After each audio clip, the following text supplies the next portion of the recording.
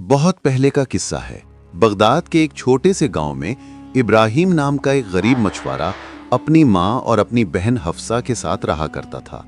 एक दिन इब्राहिम शाम को थका हारा घर आया ही था कि तभी उसकी माँ उससे बोली, क्या हुआ? क्या आज भी तेरे जाल में कोई मछली नहीं फंसी? इब्राहिम बोला, अरे क्या बताऊं माँ, सारा दिन तालाब में जाल डालकर बैठा रहा मगर मेरे जाल में केवल 2 ही मछलियां फंसी बस। ये लो माँ, एक सिक्का। उसकी माँ बोली, बेटा, एक सिक्के से अब मैं आज का खाना कैसे बनाऊं? तू अच्छी तरह से जानता है अनाज के साथ साथ खाने में सब्जी की भी जरूरत होती है और सब्जी में खाना पकाने के लिए और भी चीजें डाली जाती हैं। इब्राहिम अपनी माँ की बात सुन के उदास हो गया और बोला, अब मैं क्या करूं माँ, मुझे मछली पकड़ने के अलावा और कोई काम आता भी तो नहीं है ना। न जाने क्यों कुछ दिनों से मेरी किस्मत बहुत खराब चल रही है। मछुआरों के जाल मछलियों से भर जाते हैं लेकिन मेरा जाल ही पता नहीं क्यों खाली रहता है। अब क्या करूं मैं? उसकी बहन बोली, भैया, आप दूसरे तालाब में जाकर मछलियां क्यों नहीं पकड़ते? मैंने सुना है जंगल के तालाब में मछलियां बहुत ज्यादा फंसती हैं। उसका भाई बोला, हाँ, शायद तुम सही कह रही हो। कल मैं दूसरे तालाब में जाके मछलियां पकड़ने का काम करूंगा, ये सही रहेगा। उसकी माँ बोली, हाँ बेटा, आखिर कब तक हम अपनी जिंदगी गरीबी में गुजारते रहेंगे? तुम्हारी बहन हफ्सा अब शादी के लायक हो गई है, सब कुछ कैसे हो पाएगा? इब्राहिम ने अपनी माँ की बात का कोई जवाब नहीं दिया और चुपचाप लेट गया। अगली सुबह इब्राहिम अपना जाल लेकर जंगल की ओर निकल पड़ा। वो जंगल के किनारे तक पहुंचा ही था कि तभी रास्ते में एक दूसरा मछुआरा उसे मिल गया। उसने कहा, अरे क्या बात है भैया इब्राहिम, कहाँ ये तुम जाल वाल लेकर ये जंगल की तरफ कहाँ जा रहे हो भैया? लगता है जंगल के तालाब से मछलियां पकड़ना चाह रहे हो। हाँ, लेकिन ये एक बात बता दूं, जब समय खराब होता है तो फिर समय कुछ खराब होता है। जंगल का तालाब तो बहुत दूर की बात है। अरे मैं तो कहता हूं कि तुम समंदर में भी जाल डाल दोगे, तुम्हारे जाल में मछलियां नहीं फंसने वाली। अरे किस्मत खराब, समय खराब तो सब खराब। इतना कहकर दूसरा मछुआरा इब्राहिम का मजाक उड़ाता हुआ वहां से चला गया। इब्राहिम जंगल के तालाब में गया और अपना जाल फैलाकर बैठ गया। इब्राहिम शाम तक बैठा रहा। शाम को उसके जाल में सिर्फ 2 मछलियां फंसी। उसने कहा, वो मछुआरा सही कह रहा था, जब समय खराब होता है तो सभी काम खराब होते हैं। अब इन मछलियों का क्या करूं? इन्हें बेचकर पेट भरने से अच्छा है कि आज मां से कहूंगा कि मछली वो खुद ही खाकर पेट भर ले। इतना कहकर इब्राहिम वापस आने लगा। रास्ते में फिर वही दूसरा मछुआरा मिल गया। उसने कहा, अरे इब्राहिम, मैं तो समझ रहा था कि तुम जब जंगल के तालाब से लौटोगे तो तुम्हारा जाल तो पूरा मछलियों से लबालब भरा होगा। तुम्हारे जाल में तो सिर्फ 2 ही मछली फंसी हैं। इतनी ही मछलियां तो तुम्हारे जाल में गांव के तालाब में फंस जाती थी। फिर जंगल जाकर इतना थकने की क्या जरूरत थी? मेरी बात मान क्यों नहीं लेते? समय खराब, किस्मत खराब तो सब काम खराब। इतना कहकर दूसरा मछुआरा वहां से चला गया। इब्राहिम उदास होकर घर लौटा और 2 मछलियां अपनी माँ और बहन के सामने रख दी। उसकी बहन बोली, भैया, सिर्फ 2 मछलियां, इससे क्या होगा? इब्राहिम ने कहा, अब जो है यही है, इसे ही पकाकर खा लो, कम से कम पेट तो भरे। अब मैं क्या करूं? तुम्हारे कहने पे जंगल के तालाब में गया था मगर वहां भी सिर्फ 2 ही मछलियां तो फंसी। उसने कहा, अब तो मुझे दूसरे मछुआरों की बात पर भरोसा होने लगा है। जो मेरा मजाक उड़ाते हैं वो बिल्कुल सही कहते हैं। मेरी किस्मत इस समय मेरा साथ नहीं दे रही, बड़ी बेकार किस्मत है मेरी। इब्राहिम की बात सुनकर उसकी माँ और बहन की आंखों में आंसू आ गए। अगली सुबह इब्राहिम फिर से अपना जाल लेकर गांव के तालाब में चला गया। वो सुबह से लेकर शाम तक बैठा रहा मगर उसके जाल में एक भी मछली नहीं फंसी। दूसरा मछुआरा बोला, क्यों भैया? अरे पहले तो तेरे जाल में 1 या 2 मछली फंस भी जाती थी गलती से, आज तो तेरा जाल पूरा ही खाली है। किस्मत लगता है बहुत ही खराब है। इब्राहिम मायूस हो गया और चुपचाप अपने घर चला आया।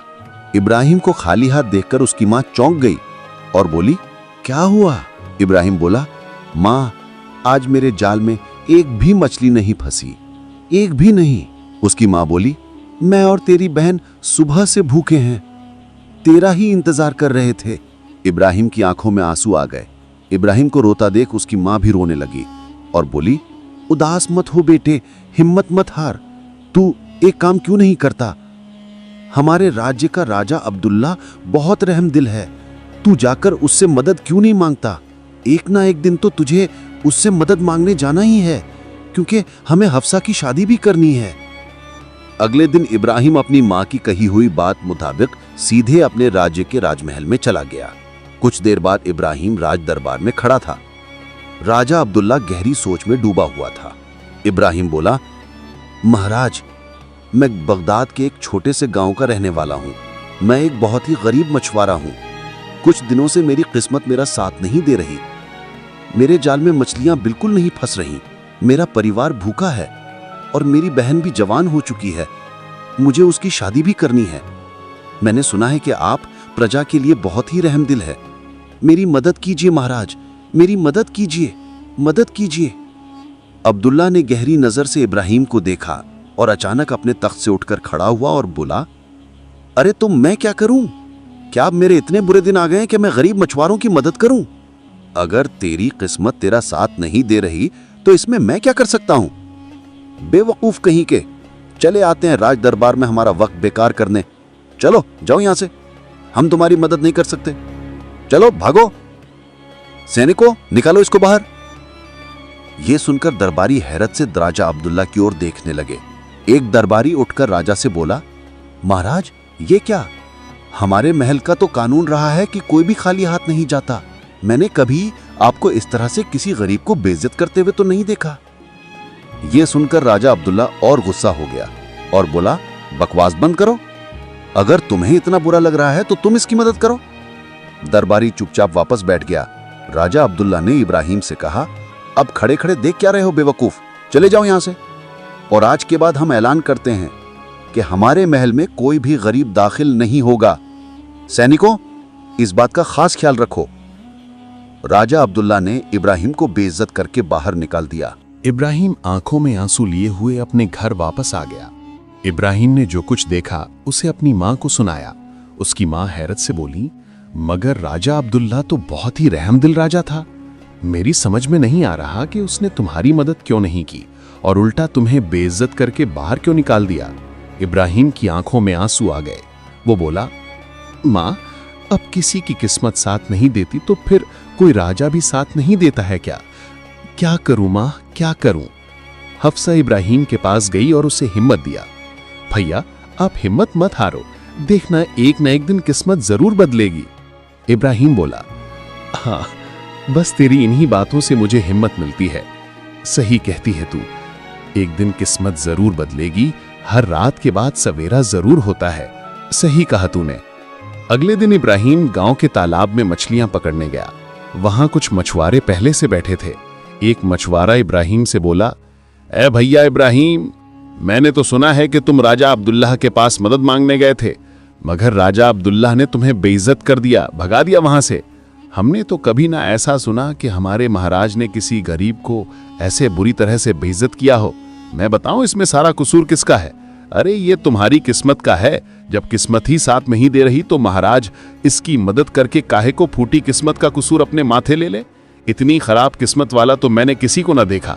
अब तो राजा ने भी अपने महल में गरीबों के आने पर रोक लगा दी। और किसकी वजह से हुआ ये तुम्हारी वजह से। इसने महल में कदम रखा और सब गरीबों के रास्ते बंद कर दिए। ए भैया इब्राहिम, मैं तुम्हारे हाथ जोड़ता हूं, अब तुम इस तालाब में मत आया करो, तुम जंगल में ही मछली पकड़ने जाया करो। अरे भैया, मुझे डर है कि कहीं तुम्हारे खराब किस्मत की परछाई यहां तालाब में ना पड़ जाए, नहीं तो हमको भी लेने के देने पड़ जाएंगे।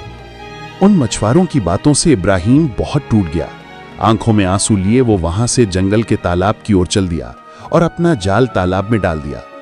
इब्राहिम सुबह से शाम तक अपना जाल तालाब में डाले रहा, मगर थक हार कर भी उसके जाल में एक भी मछली नहीं फंसी। इब्राहिम घबरा कर बोला, या अल्लाह, आज तो मेरे जाल में एक भी मछली नहीं फंसी। मेरा परिवार कब से भूखा है, खाली हाथ लौटूंगा तो सब खत्म हो जाएगा, क्या करूं? तभी इब्राहिम का जाल भारी हुआ और उसने जाल खींचा। जाल में एक सोने की मछली फंसी हुई थी। इब्राहिम सोने की मछली को देखकर चौंक पड़ा और बोला, अरे लगता है अल्लाह ने मेरी मदद कर दी। खींचता हूं इसको, अब इस मछली को बाजार में बेच दूंगा, मुझे अच्छी कीमत मिल जाएगी। तभी मछली ने मनुष्य की आवाज में पूछा, हे मनुष्य, मुझे छोड़ दे, अगर तूने मुझे आजाद कर दिया तो मैं तुझे एक ऐसा रहस्य बताऊंगी कि तेरी किस्मत बदल जाएगी। इब्राहिम मछली की मनुष्य जैसी आवाज सुनकर और भी चौंक गया। वो डर से बोला, ये कैसे मुमकिन है? तुम मनुष्य की भाषा कैसे बोल रही हो? क्या तुम कोई जादूगरनी हो? मछली बोली, मैं कोई जादूगरनी नहीं हूं, मैं एक जादुई मछली हूं। मैं तुझे जो रहस्य बताऊंगी वो तेरी पूरी किस्मत बदल देगा। इब्राहिम बोला, मछली रानी, देखो मैं सही बताऊं, मैं तुमको नहीं छोड़ सकता। मैं तुमको छोड़ दूंगा तो मेरा पूरा परिवार भूखा रह जाएगा। कैसे छोड़ दूं? मछली बोली, तू मुझे छोड़ दे, मैं तुझसे सच कह रही हूं। मुझे छोड़ने के बाद अपना जाल तालाब में फेंक देना। तेरे जाल में इतनी मछलियां फंस जाएंगी कि आज तुम्हारा परिवार पेट भर खा लेगा, पर रहस्य जानकर तेरी किस्मत हमेशा के लिए बदल जाएगी। इब्राहिम ने मछली की मिन्नतें सुनकर तुरंत उसे आजाद कर दिया। मछली तुरंत तालाब के अंदर चली गई। इब्राहिम काफी देर तक वहां बैठा सोचता रहा। अरे क्या ही कहूं, लगता है मैंने मछली की बात मानकर गलती कर दी। तभी मछली फिर से तालाब से बाहर आई और बोली, अब मेरी बात ध्यान से सुनो। जंगल की गहराई में एक खंडहर है। उस खंडहर में एक जादूगर रहता है जिसने एक बुलबुल को कैद कर रखा है। तू जादूगर के चंगुल से उसे आजाद करा दे, तेरी किस्मत बदल जाएगी। इब्राहिम चौंक गया और बोला, मैं जादूगर के चंगुल से बुलबुल को आजाद करके कैसे अपनी किस्मत बदल लूंगा? मुझे तो कुछ समझ ही नहीं आया। मछली बोली, जब तू उसे आजाद कराएगा तो खुद जान जाएगा, पर याद रखना वो जादूगर बहुत ही चालाक और खतरनाक है, इसलिए उसका सामना बहुत मुश्किल होगा। इतना कह के मछली फिर से तालाब में चली गई। इब्राहिम ने फिर अपना जाल डाला और उसने 2 मछलियां पकड़ी। इब्राहिम उन 2 मछलियों को देखकर बोला, चलो कम से कम आज हमारे परिवार को भूखा तो नहीं रहना पड़ेगा। आज मछली भून कर ही खा लेंगे। इब्राहिम मछलियों को लेकर अपने घर गया और सारी घटना अपनी मां को सुनाई और कहा, तो मां, मैं कल जंगल की गहराई में जाकर खंडहर जरूर तलाश करूंगा। उसकी मां बोली, बेटा एक बार और सोच ले, क्या जादुई मछली पर यकीन करना सही होगा? इब्राहिम बोला, अब क्या सोचना क्या विचारना मां, मेरे पास इसके अलावा और कोई रास्ता तो है नहीं। हो सकता है कि वाकई में इसमें कोई बड़ा रहस्य छुपा हो सकता है कि हमारी फूटी किस्मत अच्छी हो जाए। अगले दिन इब्राहिम जंगल की गहराई में गया। वो काफी देर तक पैदल चला और जंगल का नजारा थोड़ा डरावना सा लगने लगा।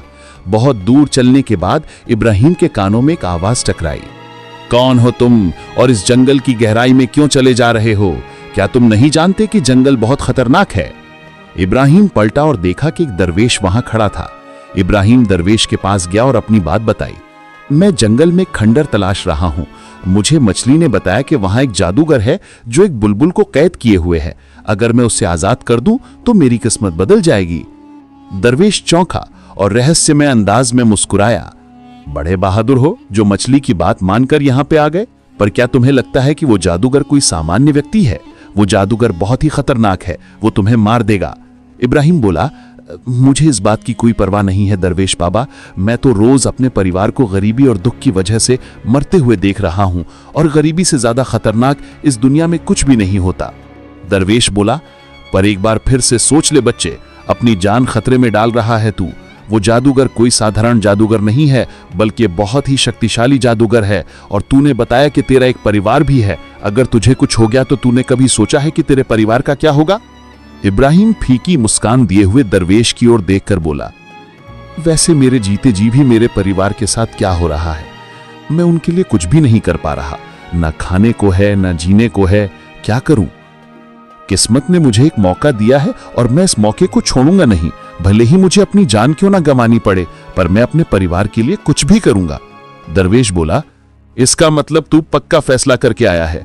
इब्राहिम बोला, हाँ, और मैं अपने कदम हरगिज वापस नहीं लूंगा। साधु मुस्कुराते हुए बोला, तो ठीक है, मेरी दुआ तेरे साथ है, पर तुझे एक बात बताता हूं।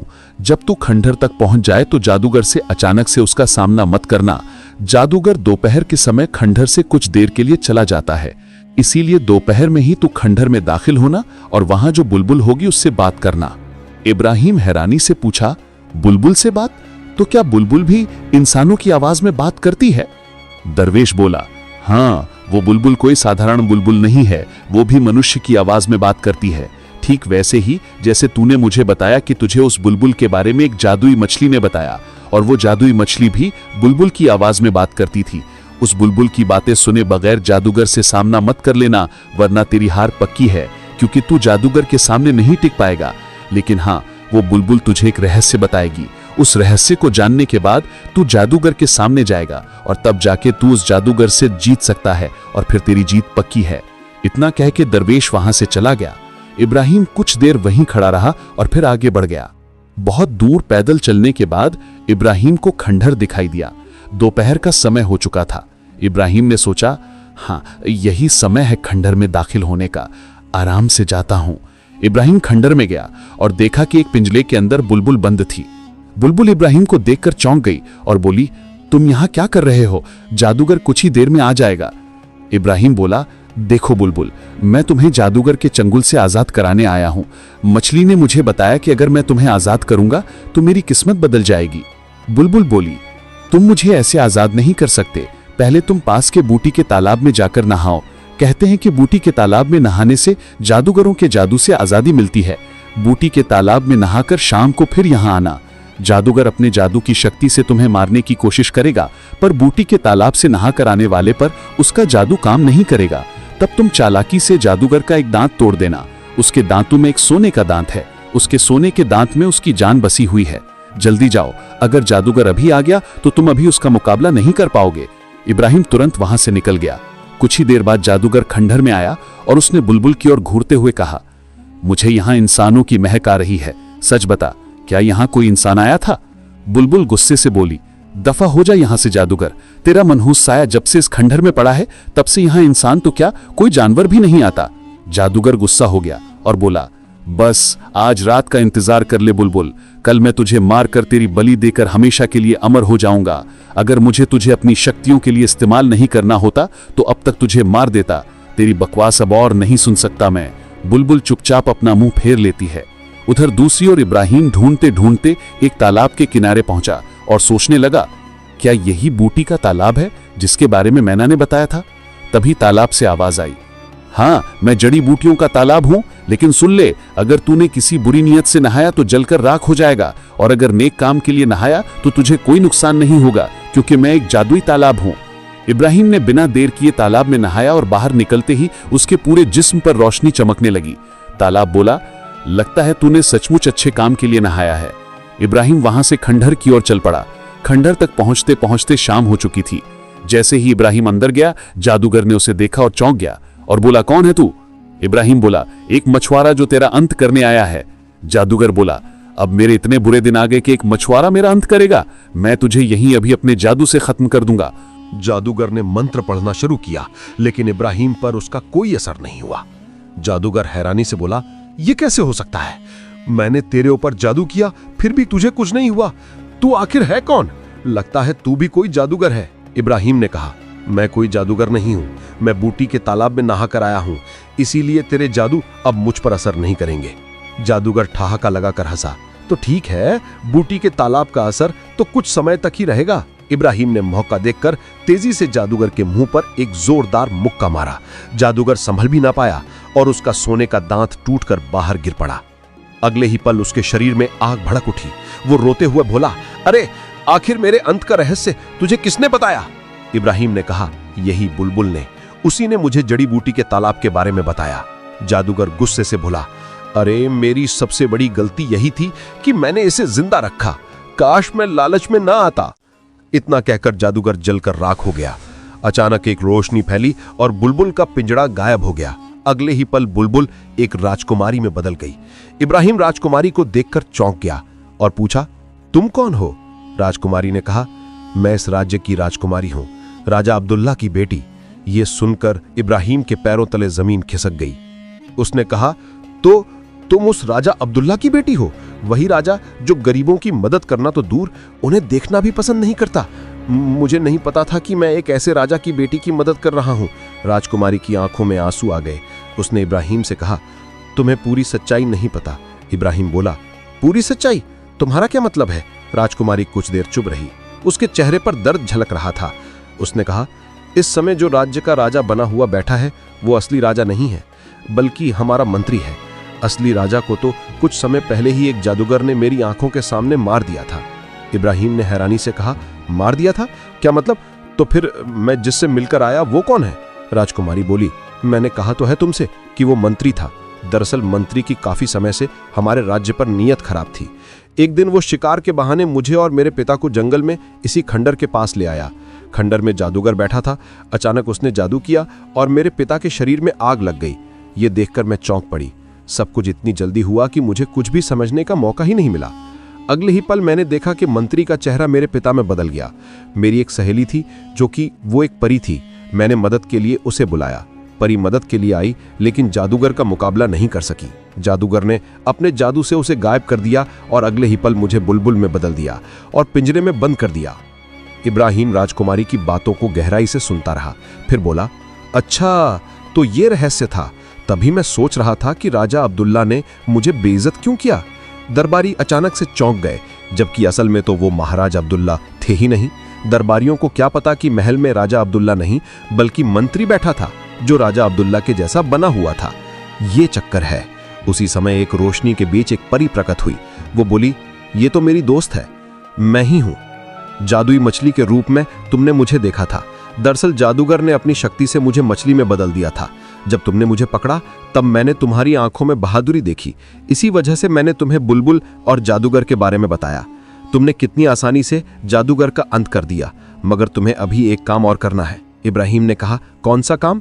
जादूगर के मरने से मैं अपने रूप में आ गई, मगर जादूगर और मंत्री आपस में जुड़े हुए हैं। मंत्री राजा अब्दुल्ला का रूप धारण किए हुए है। तुम्हें सबके सामने उसका नकाब उतारना होगा। तुम राजमहल जाओगे और जैसे ही इस जादूगर की राख मंत्री के चेहरे पर डालोगे, उसका असली रूप सबके सामने आ जाएगा और कुछ देर बाद वो जलकर राख हो जाएगा। इब्राहिम ने मुस्कुराते हुए हानि भरी और जादूगर की राख उठा ली। अगले ही पल परी ने अपनी छड़ी आगे की और राजकुमारी और इब्राहिम राज दरबार में हाजिर हो गए। तख्त पर बैठा हुआ राजा अब्दुल्ला, जो असल में मंत्री है, उन्हें देखकर दंग रह गया। इब्राहिम ने कहा, अब तेरा खेल खत्म हो गया। इब्राहिम ने अचानक जादूगर की राख मंत्री के चेहरे पर फेंक दी। अगले ही पल मंत्री अपने असली रूप में आ गया। तभी दरबारियों में से एक दरबारी बोला, अरे ये तो मंत्री है। इसका मतलब ये अब तक महाराज अब्दुल्ला की शक्ल में यहां बैठा हुआ था तख्त पर। अगले ही पल मंत्री के शरीर में आग लग गई और वो कुछ देर में जलकर राख हो गया। राजकुमारी बोली, अब सारा रहस्य खुल चुका है। ये वही मंत्री था जिसने मेरे पिता की जान ली और जादूगर की मदद से मुझे कैद कर दिया।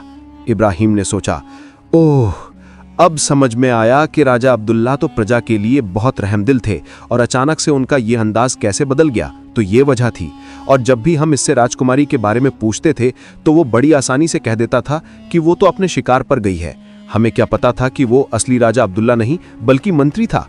राजकुमारी ने सबके सामने इब्राहिम का हाथ उठाया और कहा, यह सब इब्राहिम की वजह से हुआ है। दरबार तालियों की गड़गड़ाहट से गूंज उठा।